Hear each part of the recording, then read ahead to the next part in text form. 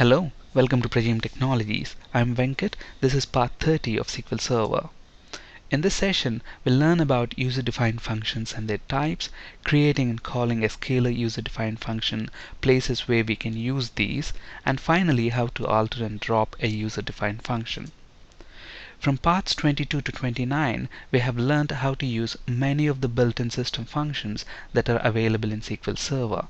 In this session, we'll turn our attention to creating user-defined functions. User-defined functions are also called as UDFs.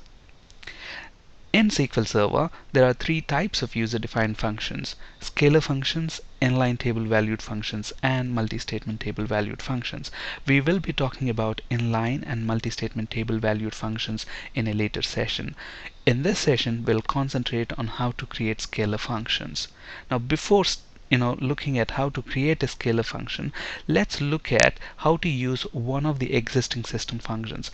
Now, all of the system functions that we have worked from parts 22 to 29 are actually scalar inbuilt system functions. Okay, for example, we have the square function, so let's try to use that. And to use that, we use the select keyword and then square, the name of the function itself. And when I open this parenthesis, look at the IntelliSense of SQL Server Management Studio. It shows that this function is expecting a float parameter, and it returns a float data type, a float value. Okay, so if we give it a number, for example, let us say I pass in 3, so this function is going to square that function and return that the square back to us in the form of float. So if you understand, the functions have the capability of taking in parameters, do some processing, and return some values back. Okay, so when we execute this, we get 9. Now, is it mandatory for a function to have a parameter? No. We have also looked at many functions which doesn't take parameters at all. For example, if you take the getDate method, which returns the current system date time, it doesn't take any parameter. Look at this. This function doesn't expect any parameter. It returns the current date and time on that SQL Server instance. Okay. When we press F5, we get the current date and time. Okay, so a function can have parameters, that's optional, but a function should always return a value. Okay, so now let's go ahead and see how to create a user-defined scalar function. So what is a scalar function? A scalar function is a function that takes 0 or more parameters and returns a value. Okay, a function may or may not have parameters, but it should return a value. Okay, since a scalar function returns a single scalar value, it's called a scalar function. Okay, and to create a scalar function, we use the following syntax: create function, function name. Now, to create a stored procedure, we will use create procedure, procedure name. Similarly, to create a table, we use create table, table name. To create a function, create function, function name. And then we know that a function can have parameters. So within the parentheses, you specify the name of the parameter and its data type. Okay, you can have up to 1024 parameters. Okay, and then a function will also return a value. So to specify what is this function going to return, we use the returns keyword and then the data type. Okay, now if you look at the square function, it returns a float data type, whereas getDate function returns a date time data type. Now the function that we are going to write, whatever data type that it's going to return, you specify the data type after the returns keyword. Now remember, a function can return almost any of the data types that we have, any of the scalar data types that we have, except text and text image cursor and date time and timestamp. A function cannot return these data types that you can see here. Okay, and then as begin end, just like the stored procedure, the body of the function goes inside this begin and end statements. And finally, remember, your function should return back that return, the data type you specified here. Okay, for example, if you are computing the age of a person, then it should return an integer. Okay, so obviously if we have to write a function to compute the age of the person, now obviously to compute the age we require to know date of birth of a person. So we need to pass in date of birth as the parameter to that function, and it's going to return an integer back, which is nothing but the number of years. Alright, so let's see how to create a user-defined function that computes the age of the person. Okay, now let's get rid of these function calls here. Now if you look at this, I have written this code already just to save some time in typing. If you look at this, I've created a variable called @dob of type date, and there is another variable of type integer age, which is used to hold the age of the person, and I have initialized the date of birth to something 8th October 1982. Now, how do we compute the age of the person? We have already spoken about this in part 27 of this video series. Okay, but let's quickly review it. So I'm using the datediff function, and then we are saying, okay, compute the difference in years. Give me the year part, whatever is the difference in years. And then this is my start date, and this is my end date. Compute the difference between them in terms of years. Okay, so that will give us the year part. Now, you might be wondering, okay, look at this. Let's comment this out. This is not required. If this is not there, what's going to happen? Let's try to run this. Look at this. If I run this, I still get the age. Okay, but then there is slightly a problem here. Now, today, the date is September 3rd, 2012. Okay, so if it is September 2012, September 3rd, 2012, now let us say I am born on maybe November 8th, 2011. So if it's November 8th, 2011, this is 2012 September, and if I execute this, I get age as 1 year. I haven't even completed 1 year. Okay, so it just computes the difference in years without consideration to the days and months here. That's why we get that, when I haven't completed actually 1 year, it returns 1 year. So obviously we need this case statement to compute the age correctly. So what we are doing here is basically, okay, from whatever is the difference between the years, we are using this case statement and we are subtracting 1 or 0. Okay, when do we subtract 1 from the difference in years? Whenever the date of birth month is greater than the current system date and time, or if the months are equal, and if the day of the date of birth is greater than the day of get date. Now, the logic is not that important here because we are here to learn about scalar functions. Okay, so if this is confusing, please watch part 27 where we have clearly walked through the logic of how to calculate the age of a person. Alright, so finally, this code will give us the exact age. So if I execute that, it tells me you haven't even completed 1 year. Okay, so that's why it says zeros, which correctly computes that. So this is a bit of transact SQL code that I have.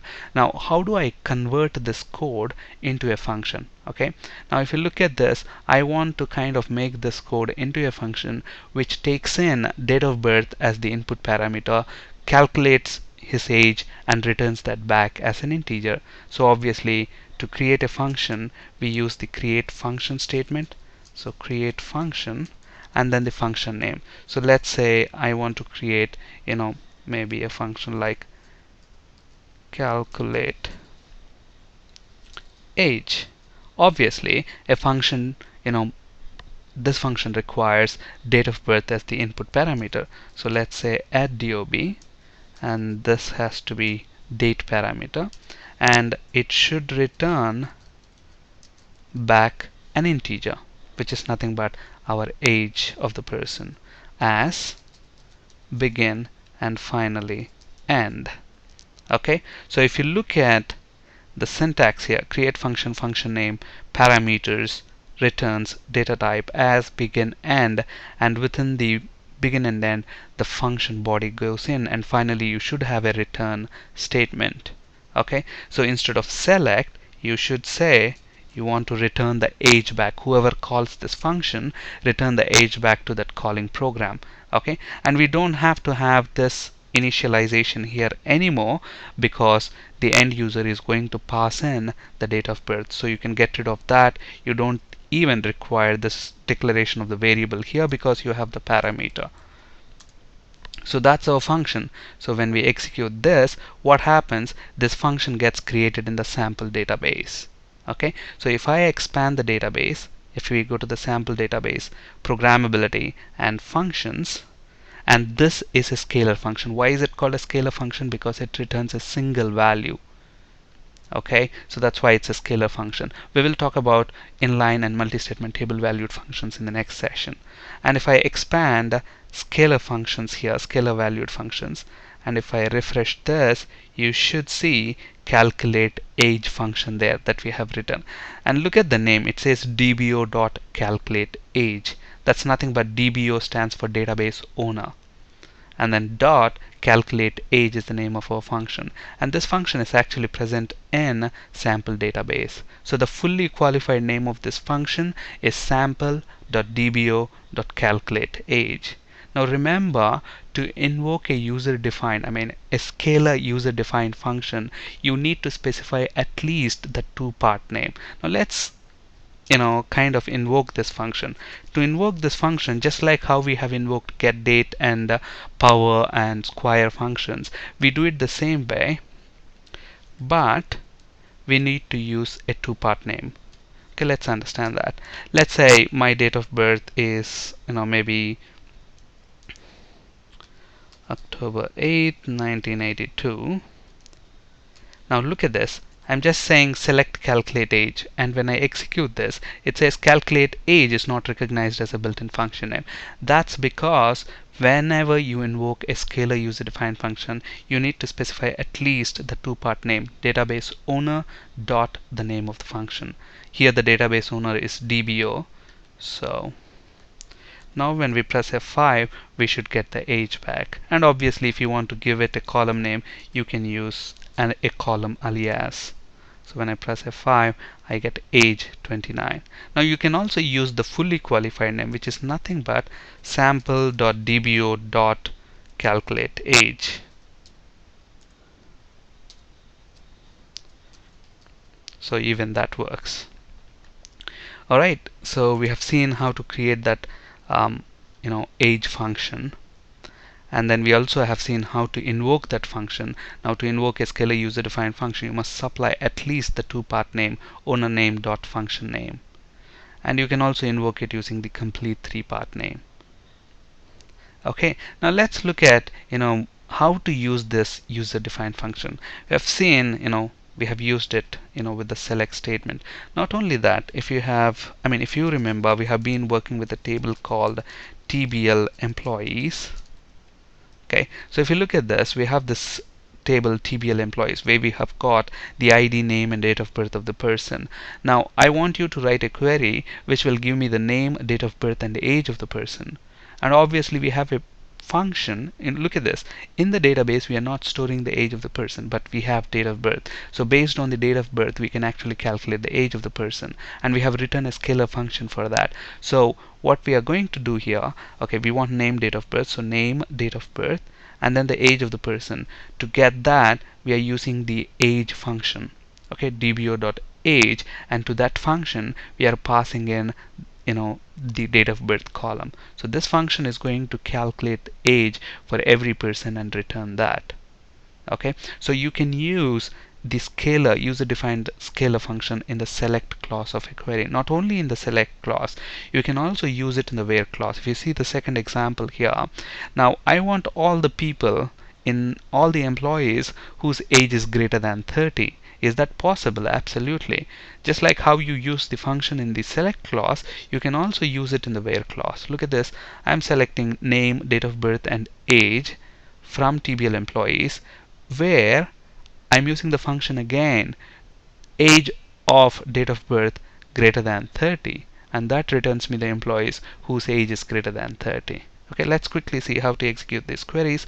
So select, I want the ID, name and dbo dot calculate age, and we have the date of birth column.